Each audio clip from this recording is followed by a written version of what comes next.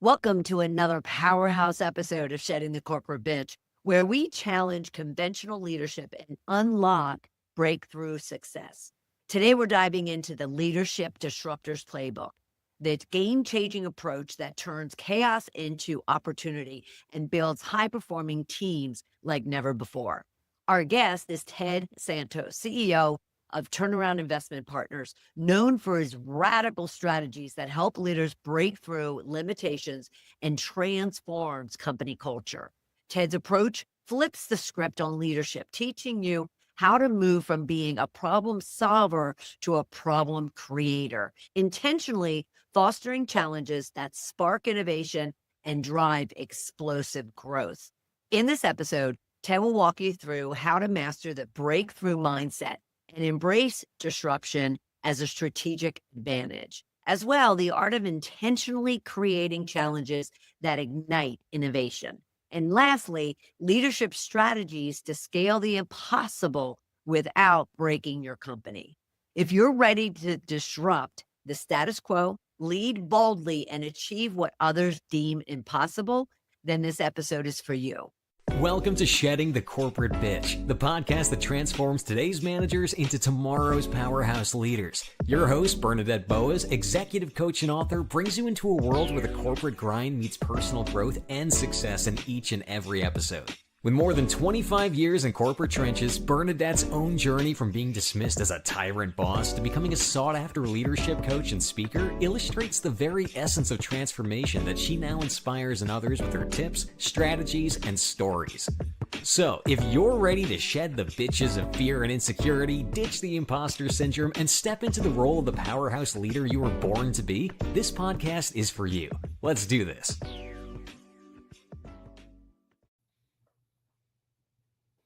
Ted, how are you? Welcome, welcome, welcome. I'm doing very well. How about yourself? I am doing fabulous. I'm so excited to actually have this conversation with you because as we talked about right before we got onto the program, leaders need a lot of help to understand really how to navigate the chaos that is the business world anymore.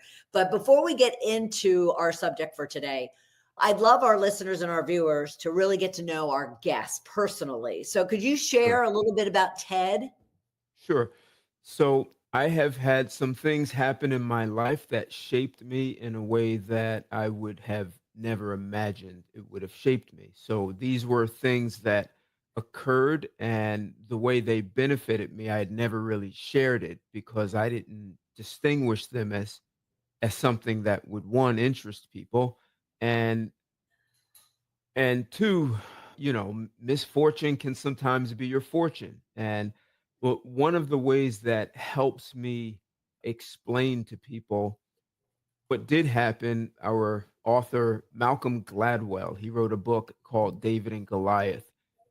And in that book, he talks about exactly how David was disadvantaged and how some of our misfortune or disadvantages turn into our fortunes. So my first misfortune happened when I was at the age of 6. It was actually on New Year's Day, and I saw my mother run with broken legs. At the time, I did not know she had 2 broken legs, but it was New Year's Eve. She took her at the time, there were only 3 children, and I'm the oldest, and we went to her mother's for New Year's Eve, and she has quite a few brothers and sisters. They were there, friends and family. It was a great time.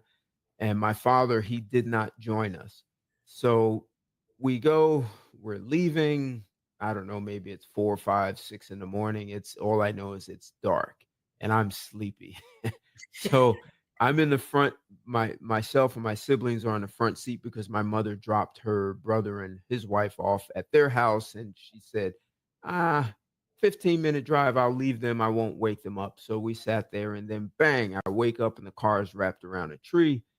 I've got cut, broken nose, and my brother and sisters were all bleeding. And I look over, and my mother's gone, and I'm just tall enough to look over the dashboard, and I watch her run. She didn't limp, crawl, she just ran. I had seen my mother run in my long 6 years of life. I had already seen her run quite a few times.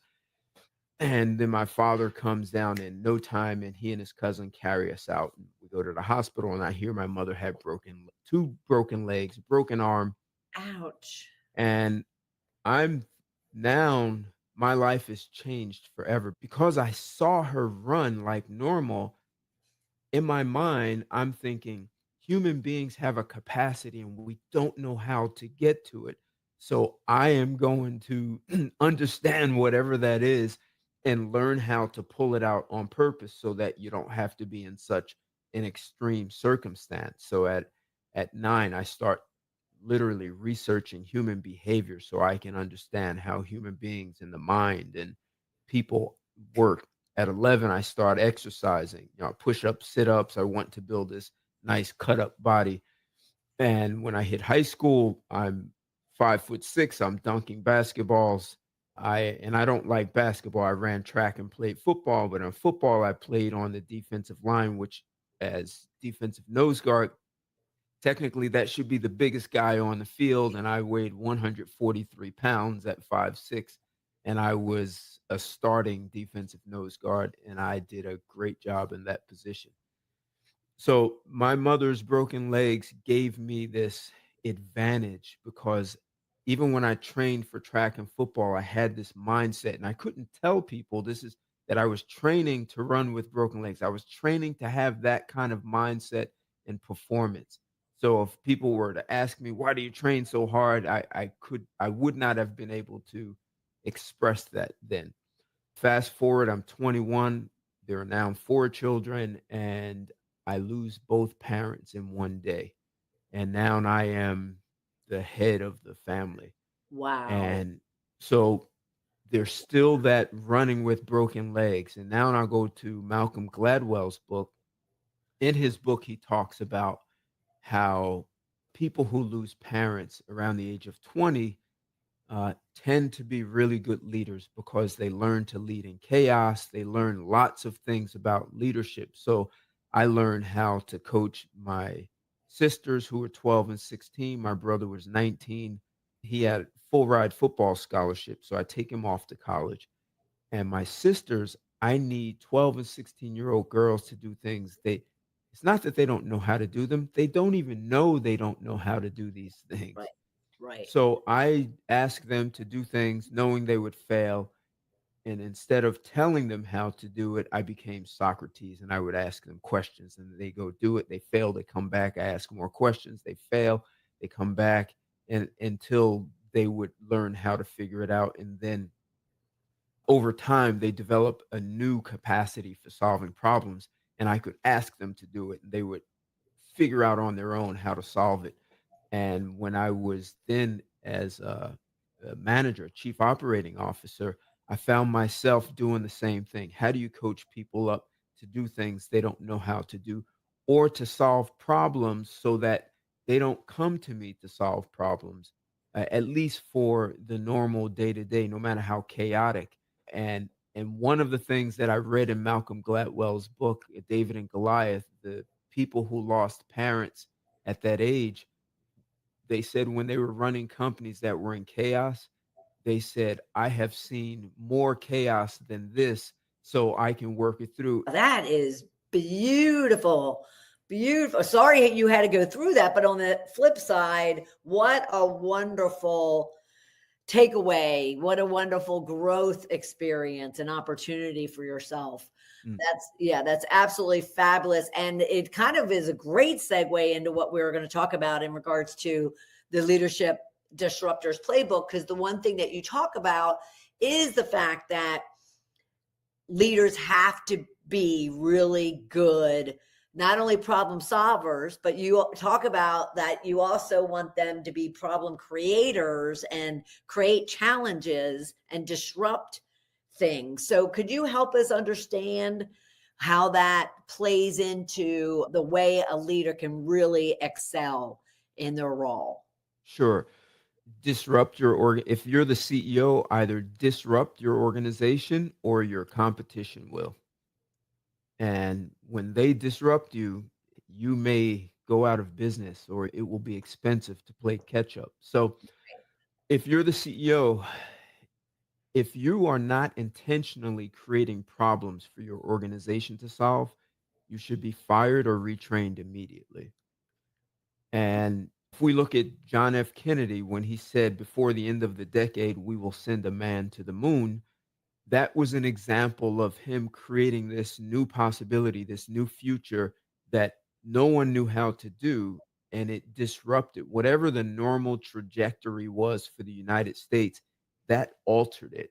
And I've met people who were old enough to have been in college during that time, and they said they changed their major because they wanted to contribute to sending a man to the moon. So disruption can have that kind of impact where it galvanizes people and it becomes a platform where people want to support and create and do something that they haven't done, that they can be part of that historical moment.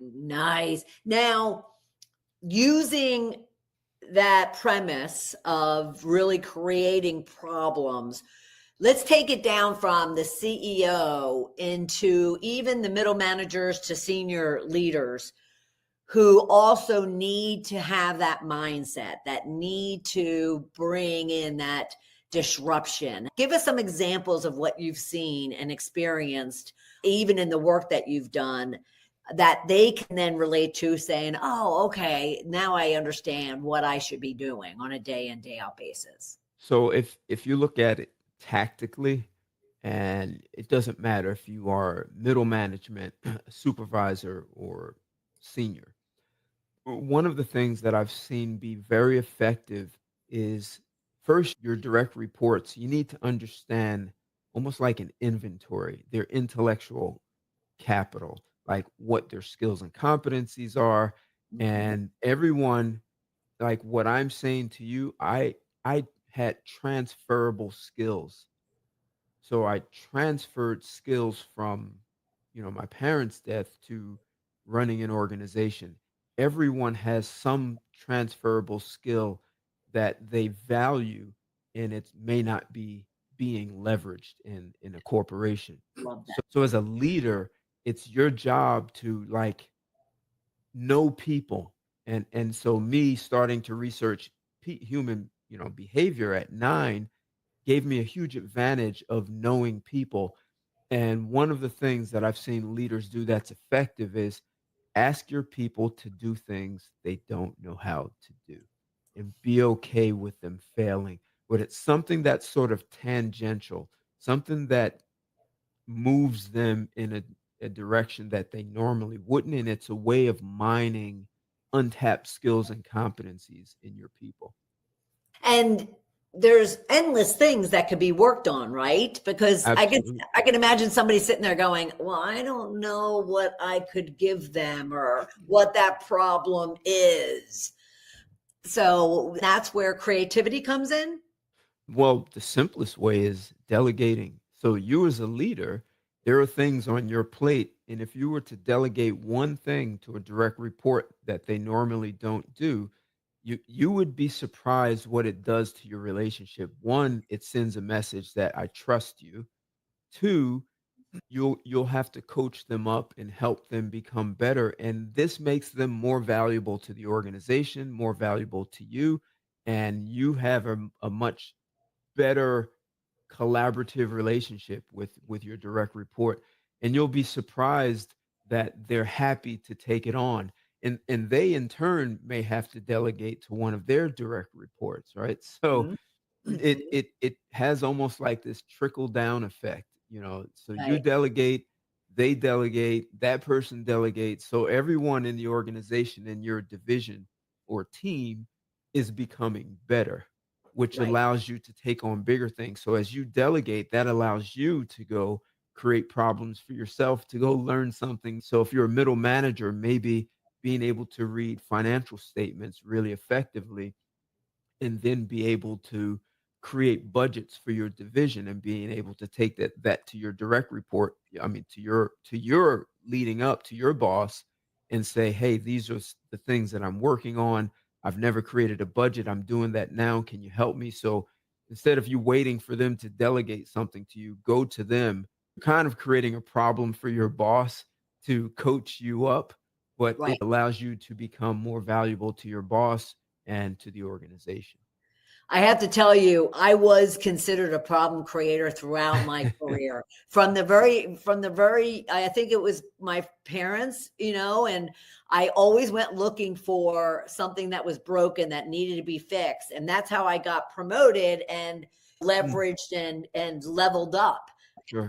as a result of that. So I absolutely agree with you. And I love that financial example because there's a lot of middle managers who will say, I need financial acumen, but I don't have time to go get it. And I think what you're saying is create problems that and delegate it to other people that'll open up time for you to go and get that experience. Now you use the term coach up multiple times. Yes. Do you find that many leaders struggle to understand how to coach up their people? Yes, where I see it the most, where you have these people who are really, really smart, like these high A's who know how to do it all, and Right. they are not good at delegating. And so as a result, they don't invest time coaching people up. To them, it may seem like, it takes too long. I can just do it myself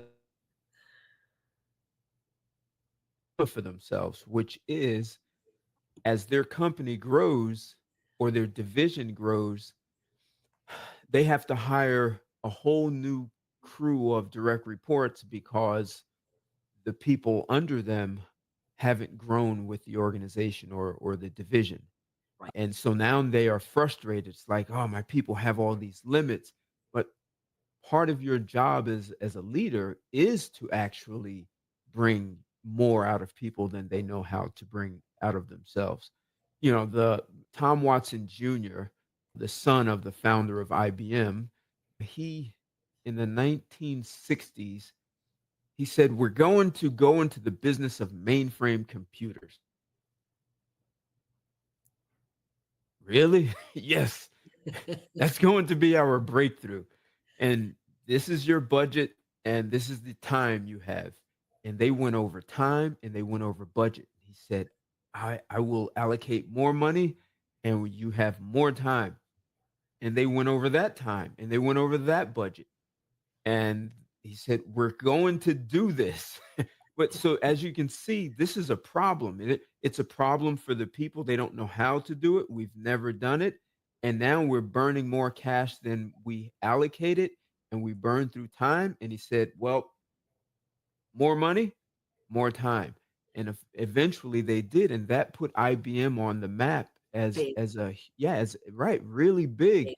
We have these mainframes. They were the leaders in that, Mhm. but there was a huge commitment from the CEO, and he was okay with his people not getting it right the first time. I will allocate more money and more time. So Right. as a leader, are you coaching your people up, ensuring they have the resources to actually accomplish the things that will put your organization on the map in the big way? I mean, Steve Jobs is a guy who we all know that there's a professional troublemaker right there, Steve Jobs. Yes, he was. So a professional troublemaker. If a team wants to grow, if a business wants to grow, if the company wants to grow, they need to be finding and they need to be challenging every one of their employees to find those opportunities, find those challenges, find those problems for them to solve, create, and then innovate on, right? Let me tell you, one of the side benefits to intentionally disrupting your people is when there are economic changes, when COVID shows up, when things happen. The Black Swan. Are you familiar with that book, The Black Yes. Swan? When black swans do occur, it's really advantageous to have a team, a corporation that's nimble enough to be able to make those shifts when you have to. I mean, COVID was a black swan, right? No one saw that coming. I mean, there are people who will say, I saw it. But as a general rule, the most people on the planet didn't see COVID coming. And there are other incidents like that that occur and you just didn't see it coming. So how nimble is your team? How can they change or transform in the face of disruption?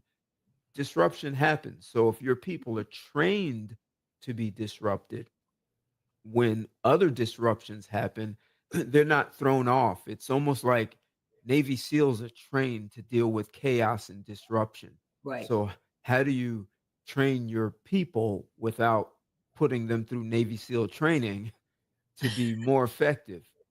Right. In the face of chaos and disruption. And one of the things that I suggested was asking your people to do things they do not know how to do. That's one way to do there. And when you are asking your people to create a mainframe and we've never done it, that's a problem. You're creating a Mm. problem for them to solve. And when it's solved, you have a breakthrough for the organization. So, Ted, what do you tell leaders who say, I just don't have time? I have far too much on my plate already. I have my calendar is completely full. What do you tell them to kind of smack them into waking up and not making this excuse that they don't have time to create disruption? When people hire me, they often think they are hiring me to come in and solve problems. They don't know that I'm actually coming in to create problems. So, but before we start talking about executing a breakthrough initiative, the first thing that I do is help them uncover blind spots and mental barriers. So there's a method, and you could say what I have is a technology. It is a mindset technology that transforms the way people, the way they think, the way they see themselves, their employees, and their customers. And if you don't do that, they will go into the conversation of a breakthrough with exactly what you said. My people are not ready. The economy is not right. I have too much on my plate. But, there's a long list of reasons why they cannot.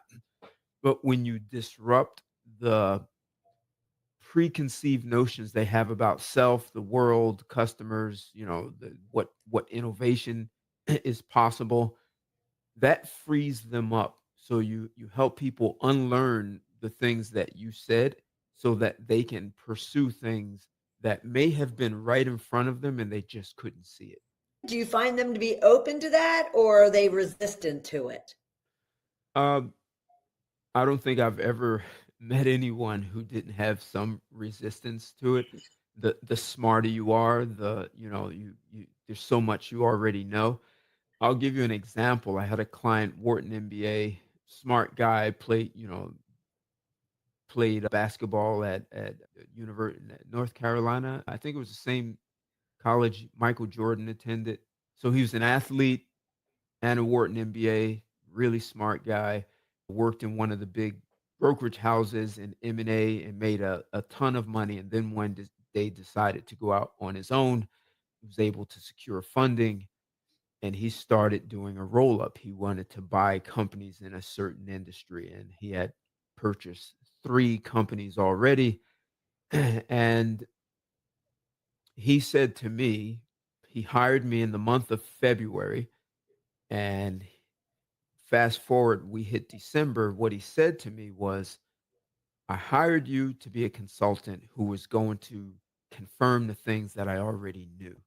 And you were just going to help me, justify and give me some intelligence that allowed me to execute things that I knew and I could justify to my team. And then he said, but I was almost ready to fire you because I meet with you, twice a month, and you're the guy I lean on that is going to help me solve my problems. And I come to you with a problem, and instead of you solving my problem, you start asking me all of these questions, and I'm getting angry. And I pay you a monthly retainer, and I'm coming to meet you with a check in my hand to pay a guy who won't solve my problems. He makes me solve them myself. And he said, I was furious. and asking myself, why am I going to see this guy? Like, why am I paying a guy who won't solve a problem for me? Right. And then he said it hit him that I was asking him questions he wasn't asking himself, and no one in his organization was asking these questions.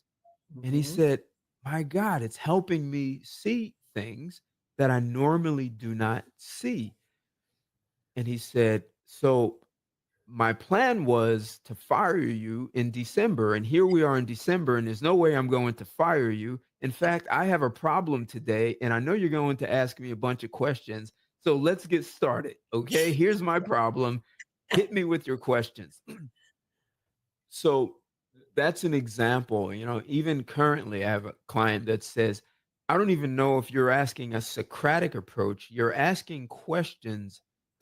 And he said, I've actually seen others get upset because you force us to think in a way we normally don't, and it sometimes can be embarrassing that you're learning things about yourself in real time and you don't have the answers.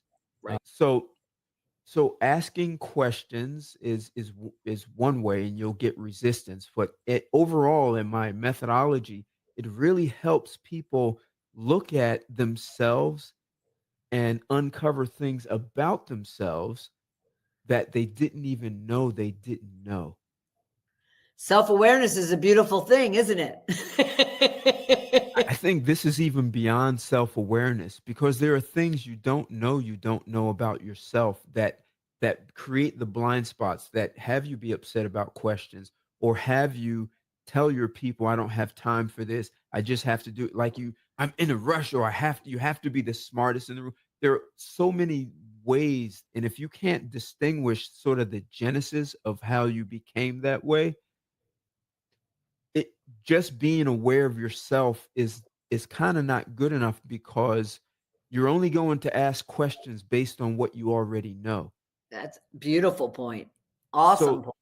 so transformation, I become sort of like a tour guide of yourself and your life in transformation, to help you uncover things that you just couldn't see on your own, because we are generally not given the tools for this in our education system. Would you say all of this that we've been talking about is part of your leadership disruptions playbook? Absolutely. I do have to kind of skew a little bit Sure. away from that for a second because I got very curious about something with you. Is you you have a book and it's called Here's Why You Can't Find Love. Now, what I found interesting about it Mm.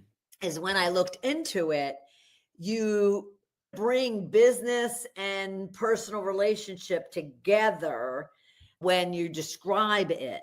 So, could you share with us a little bit about what your book, Here's Why You Can't Find Love, is about?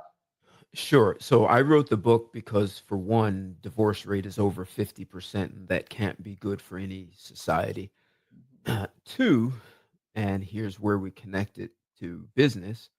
Corporate America, maybe you know the answer, but if you do, great. But corporate America is losing 300 billion, not million, $300 billion every year because of workplace productivity. Do you know why?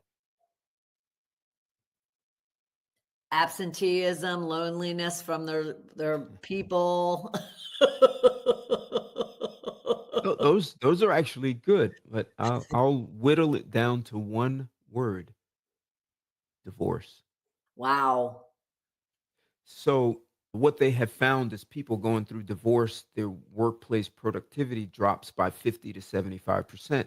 Now, with 50% of your 53 or 55% of your population going through divorce, that's a lot of people who are distracted and not performing well in the workplace.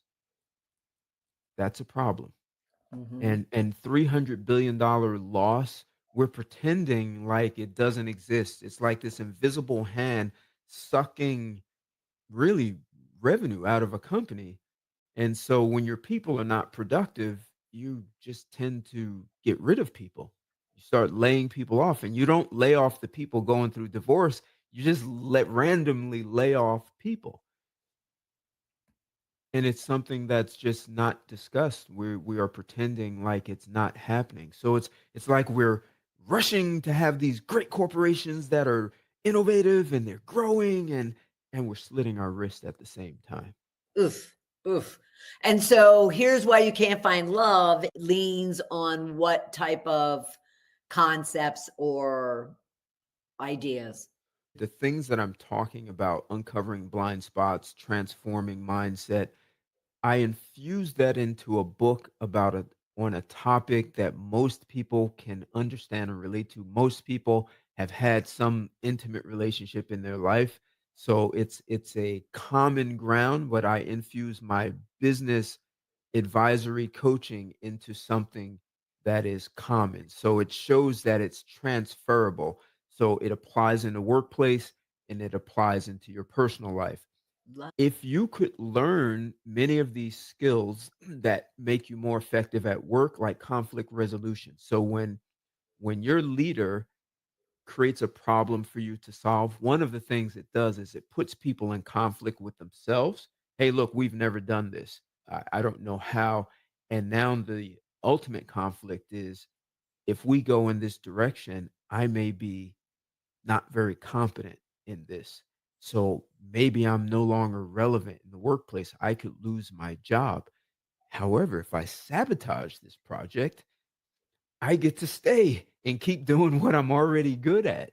So that people don't manage that conflict with themselves, and creating problems can have people conflict with other team members. Mhm. So if you become more efficient, more effective in conflict resolution, and you take that home with your spouse, you will be more effective at resolving conflict with your spouse, with your children. And I'm willing to bet most marriages have dissolved because of some conflict that really wasn't a big deal. People just didn't know how to resolve Amen. Amen. it. Amen. Amen. Seriously. You can look around and watch and experience personally, and you can absolutely see that scenario, those scenarios happening. I So love that. thank you. The book literally takes people on a journey of transformation. That's what the reader goes through. And opposed to me just writing words down and say, these are TED isms or a TED talk from the real TED. It's a book over a real incident where there are five women at a party and they're interviewing me. And they're like, kind of like, Ted, you know, so what is it you want from a relationship? What would you want from a woman? And but you're a guy, and how could you say that? And so there's this back and forth dynamic with five women, and it's an extremely engaging conversation. And each woman has their own, personality and way of asking. And so it allows the woman to, I mean, the reader to go on a journey, like they're in a workshop when they're Right. reading the book. So the book provides people with skills that make them, I would say, more competent first in choosing someone who's compatible for you in a relationship, because that tends to be what keeps people together, the compatibility. And so knowing things about yourself that perhaps you didn't know, and having distinctions for what could derail your relationship or derail you or put you in conflict. Also, being a more efficient communicator, which also is important in the workplace. If you learn many of these skills at work and you take them home, life will be better and so will the workplace.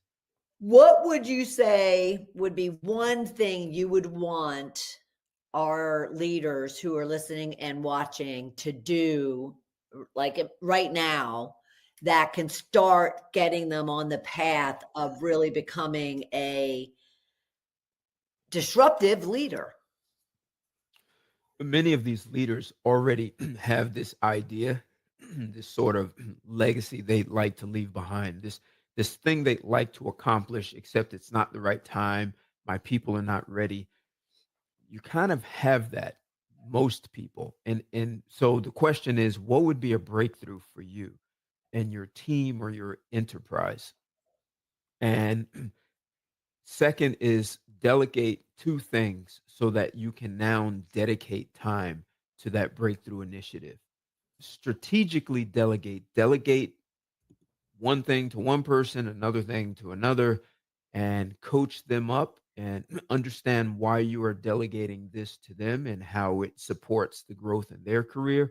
Mhm. And then it frees you up so that you can go and focus on any skills and competencies you need to develop in your own mindset, and you're able to actually take on this new possibility. I mean, if you just think about it, a major job of any leader is to be in the business of creating new possibilities, not to maintain status quo.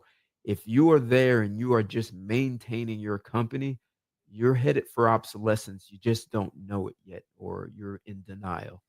Great way to bring it all together and cap it off. Thank you so much, Ted. But before you go, I just want to remind everyone, please go to turnaroundip.com Yes. and check out all the work that he's doing and how he could support you as well. Follow him on LinkedIn. Look for Ted Santos and you'll easily locate him as well on Amazon. His book, Here's Why You Can't Find Love. Ted, thank you so much. This has been fabulous. Thanks for having me. It's been a pleasure. You're welcome. What a powerhouse conversation with Ted Santos of Turnaround Investment Partners. The whole idea of being a problem creator is so exciting. Think about it. You just don't want to be solving the problems that you know already exist. That's pretty much, even Ted would say, probably status quo. What you want to be doing to really ignite innovation, as he says, is to go and create problems that need to be solved. And then actually delegate and assign your people to go and solve those problems, to give them an opportunity to learn and to grow. He talked about the fact that you really need to ask your people to do something that they don't know how to do. Why is that? Then they'll learn new skills. They'll learn how to solve problems. They'll learn how to engage other resources and really team and seek out what is needed in order to solve those problems. So it's a great way to do two things. One, delegate to others so you open up some space on your calendar or on your to-do list where you can then be creating bigger and better opportunities and challenges and problems and innovations. And then at the same time, you're also coaching up, as Ted calls it, your people so then they feel more valued, more engaged, more important to the business because they are too learning and developing and growing. I absolutely loved it, and I hope you did as well. And if you did, please be sure to share it with your colleagues, with your team members. At the same time, be sure to follow the show. You can go to balloffirecoaching.com/podcast and follow us on any one of your podcast streaming services or even on our Shed the Corporate Bitch TV YouTube channel. And also, if you happen to have a challenge that you're dealing with yourself beyond what we talked about today, just in regards to becoming a powerhouse leader, then let's talk. You can go to coachmebernadette.com/discovery call and allow me to understand what it is that you're dealing with, give you some tips and strategies, and point you in the right direction. I'll look forward to having you right back here for another episode of Shedding the Corporate Bitch. Bye. Thank you for tuning in to today's episode of Shedding the Corporate Bitch. Every journey taken together is another step towards unleashing the powerhouse leader within you. Don't miss any of our weekly episodes. Subscribe to our podcast on Apple Podcasts, Spotify, or wherever you love to listen. And for those who thrive on visual content, catch us on our Shedding the Bitch YouTube channel. Want to dive deeper with Bernadette on becoming a powerhouse leader? Visit balloffirecoaching.com to learn more about how she helps professionals, HR executives, and team leaders elevate overall team performance. You've been listening to Shedding the Corporate Bitch with Bernadette Boas. Until next time, keep shedding, keep growing, and keep leading.